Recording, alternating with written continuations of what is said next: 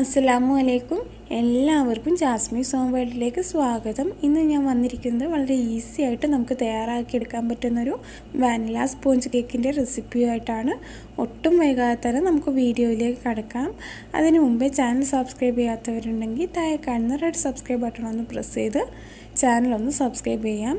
കൂടെ വരുന്ന ആ ഒരു ബെല്ലൈക്കൺ കൂടെ നിങ്ങൾ പ്രസ് ചെയ്യുകയാണെങ്കിൽ ഞാൻ പുതിയ വീഡിയോസൊക്കെ അപ്ലോഡ് ചെയ്യുമ്പോൾ തീർച്ചയായിട്ടും നിങ്ങൾക്ക് നോട്ടിഫിക്കേഷൻ ലഭിക്കുന്നതായിരിക്കും.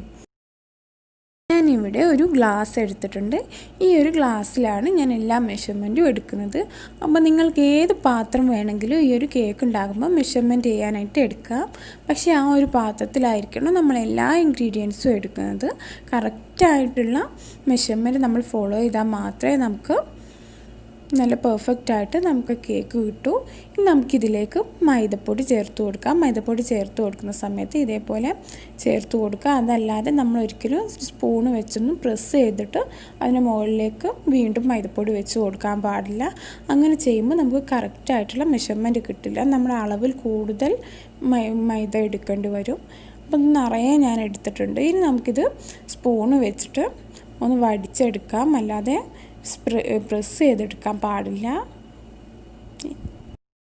ഞാനിവിടെ ഈ ഒരു ഗ്ലാസ്സിന് 2 ഗ്ലാസ് മൈദപ്പൊടിയാണ് എടുക്കുന്നത്. നിങ്ങൾ ആദ്യമായിട്ടൊക്കെ ഉണ്ടാക്കുമ്പോൾ ഒരു ഗ്ലാസ് വെച്ചിട്ട് ചെയ്തെടുത്താൽ മതി. നമ്മൾ ഫസ്റ്റ് ടൈമൊക്കെ ഏതൊരു കേക്ക് ഉണ്ടാക്കുമ്പോഴേ ഒരുപാട് വലിയ ക്വാണ്ടിറ്റി എടുത്തിട്ട് ചെയ്യാൻ പാടില്ല. വളരെ കുറഞ്ഞ ക്വാണ്ടിറ്റി വെച്ചിട്ട് വേണം നമ്മൾ ചെയ്തെടുക്കാനായിട്ട്. ഇനി നമുക്കിതിലേക്ക് 1 teaspoon baking powder, 1/2 teaspoon baking soda, ഒരു നുള്ളു ഉപ്പ് ഇത്രയും ചേർത്ത് കൊടുത്തതിന് ശേഷം നന്നായിട്ടൊന്ന് മിക്സ് ചെയ്തെടുക്കാം. ഈ ബേക്കിംഗ് പൗഡറും ബേക്കിംഗ് സോഡയൊന്നും ഒരുപാട് എക്സ്പെൻസീവ് ആയിട്ടുള്ള ഒരു സാധനമല്ല. അതേപോലെ ഇന്ന് നമ്മുടെ എല്ലാ കടകളിലും ഇത് അവൈലബിൾ ആണ്. ഞാനിതിവിടെ നന്നായിട്ട് മിക്സ് ചെയ്തെടുത്തിട്ടുണ്ട്. നമുക്കൊരു സ്റ്റെയിനർ വെച്ച് നന്നായിട്ടൊന്ന് ഒരു പ്രാവശ്യം തരിച്ചെടുത്താൽ മതി. നമ്മുടെ മൈദയിലേക്ക് ഈ ഒരു ബേക്കിംഗ് പൗഡറും ബേക്കിംഗ് സോഡയും നന്നായിട്ട് മിക്സായിട്ട് കിട്ടാൻ വേണ്ടിയിട്ടാണ് ഇതേപോലെ ഒന്ന് ചെയ്തെടുക്കുന്നത്. ഇൻഗ്രീഡിയൻസ് ഇവിടെ റെഡി ആയിട്ടുണ്ട്. ഇനി നമുക്കിതൊരു സൈഡിലേക്ക് മാറ്റി വയ്ക്കാം. ഇനി ഇതിലേക്കുള്ള വെറ്റ് ഇൻഗ്രീഡിയൻസ് ഒന്ന് നമുക്ക് തയ്യാറാക്കിയെടുക്കാം. അതിനായി ഞാനിവിടെ 1 ഗ്ലാസ് പഞ്ചസാരയാണ് എടുത്തിട്ടുള്ളത്. നിങ്ങൾക്ക് വേണമെങ്കിൽ ഇത് 1.5 ഗ്ലാസ് വരെയൊക്കെ ചേർത്ത് കൊടുക്കാം. ഇതൊരു പാകത്തിനുള്ള മധുരമാണ്. നല്ല മധുരം വേണ്ടവർക്ക് 1.5 ഗ്ലാസ്സൊക്കെ ചേർത്ത് കൊടുക്കാം.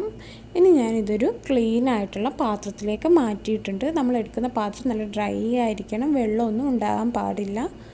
ഇനി നമുക്കിതിലേക്ക് 1/2 ഗ്ലാസ് റിഫൈൻഡ് ഓയിൽ ഒഴിച്ച് കൊടുക്കാം. ഞാനിവിടെ സൺഫ്ലവർ ഓയിലാണ് ചേർത്ത് കൊടുത്തിട്ടുള്ളത്. വെളിച്ചെണ്ണയും ഒലിവ് ഓയിലും ഒന്നും അല്ലാതെ സ്മെല്ലില്ലാത്ത ഏത് ഓയിൽ വേണമെങ്കിലും നമുക്കിതിനായിട്ട് എടുക്കാം. ഞാനിവിടെ 2 ഗ്ലാസ് മൈദപ്പൊടി എടുത്തപ്പോഴാണ് 1/2 ഗ്ലാസ് ഓയിൽ ചേർത്ത് കൊടുക്കുന്നത്. നിങ്ങൾ 1 ഗ്ലാസ് വെച്ചിട്ട് ചെയ്യുകയാണെങ്കിൽ 1/4 ഗ്ലാസ് ഓയിൽ മാത്രം ചേർത്ത് കൊടുത്താൽ മതി.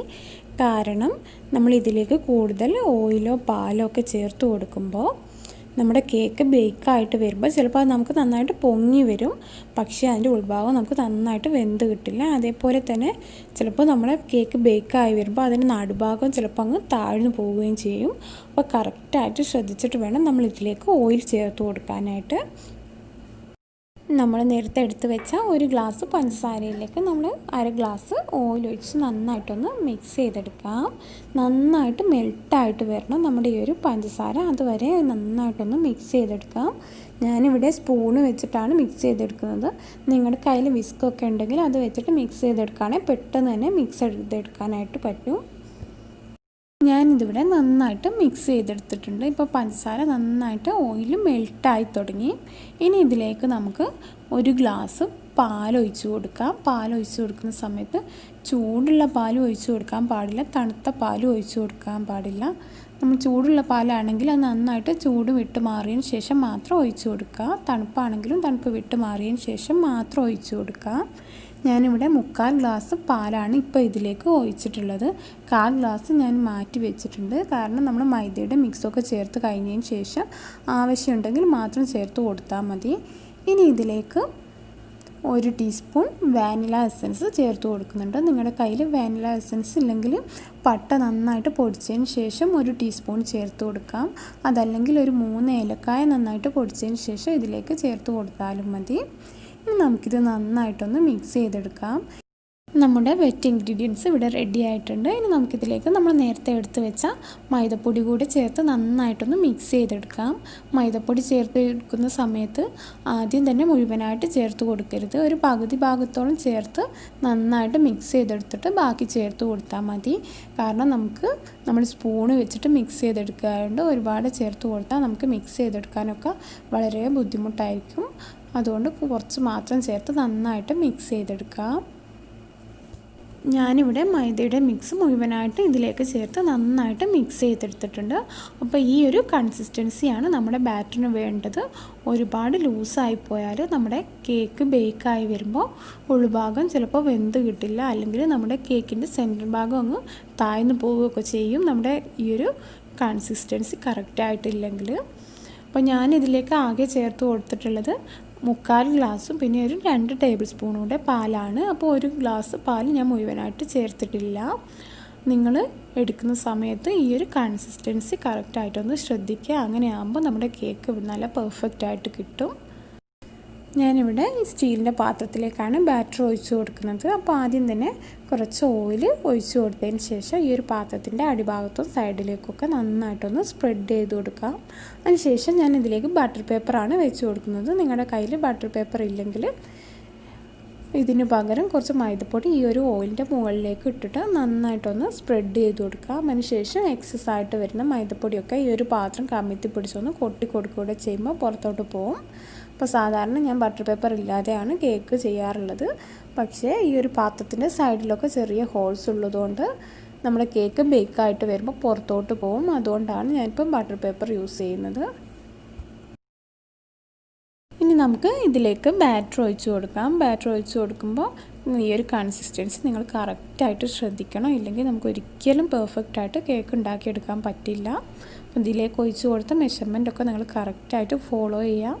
1 ഗ്ലാസ് പാല്, അതേപോലെ 1/2 ഗ്ലാസ് ഓയിൽ. ഈ ഒരു പാല് ചേർത്ത് കൊടുക്കുമ്പോൾ മാത്രം നമ്മൾ ജസ്റ്റ് ഒന്ന് ശ്രദ്ധിച്ചാൽ മതി. അപ്പോൾ നമുക്ക് കേക്ക് പെർഫെക്റ്റായിട്ട് തന്നെ കിട്ടും. ഇനി ഇത് നന്നായിട്ടൊന്ന് ടാപ്പ് ചെയ്തെടുക്കാം. ഇതിൻ്റെ ഉള്ളിലൊക്കെ എയർ ബബിൾസ് ഉണ്ടാകും, അത് പുറത്തോട്ട് പോയി കിട്ടാൻ വേണ്ടിയിട്ടാണ് ഇതേപോലെ ചെയ്തെടുക്കുന്നത്. ഇനി ഒരു സ്റ്റിക്ക് വെച്ചിട്ട് ഇതിൻ്റെ മുകളിൽ ഇതേപോലെ ഒന്ന് വരഞ്ഞൊക്കെ കൊടുക്കുകയാണെങ്കിൽ ഇതിൻ്റെ മുകൾ ഭാഗത്തൊക്കെ ചെറുതായിട്ട് പൊങ്ങി വന്നിട്ടുള്ള എയർ ബബിൾസൊക്കെ അങ്ങ് പുറത്തോട്ട് പോകും. അപ്പോൾ നമ്മുടെ ബാറ്റർ ഇവിടെ റെഡി ആയിട്ടുണ്ട്. നമുക്കിത് ബേക്ക് ചെയ്യാനായിട്ട് വെക്കാം. ഞാനിവിടെ കുക്കറിലാണ് കേക്ക് ബേക്ക് ചെയ്തെടുക്കുന്നത്.